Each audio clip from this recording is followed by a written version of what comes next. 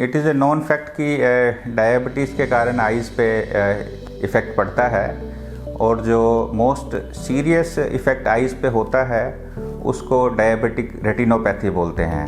ये डायबिटीज़ का आँख के रेटिना या पर्दे पर इफ़ेक्ट होता है, जिसमें ब्लीडिंग होके काफ़ी डैमेज होने का चांस होता है।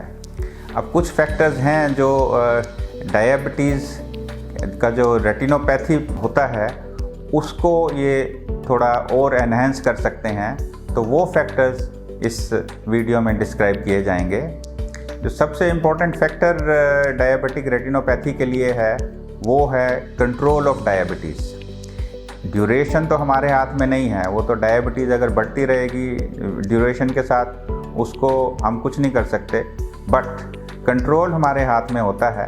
तो डायबिटीज़ कंट्रोल अगर अच्छा है तो डायबिटिक रेटिनोपैथी होने के चांसेस कम हो जाते हैं।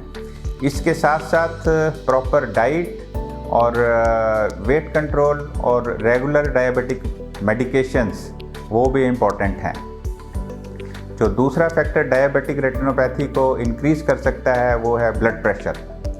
फॉर एग्ज़ाम्पल, एक नॉर्मल एडल्ट में अगर ब्लड प्रेशर 140/90 माना जाता है, तो डायबिटीज़ अगर जिसको है तो उसका ब्लड प्रेशर हमें 130/80 या उससे कम लाना चाहिए, ताकि जो डायबिटिक रेटिनोपैथी के चांसेस हैं वो कम हो जाएं।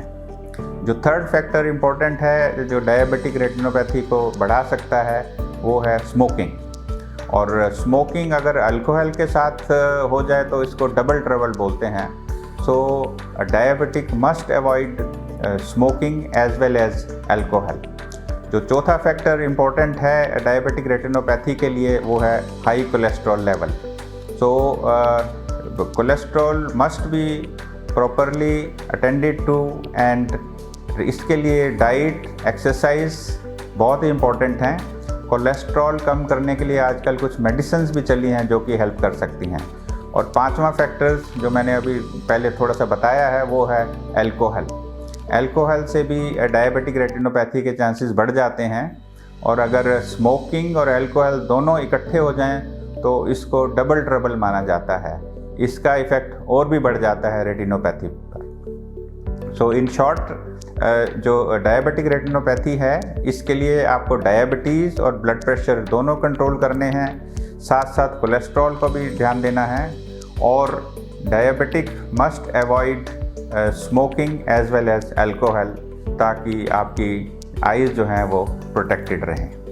Thank you for watching my video.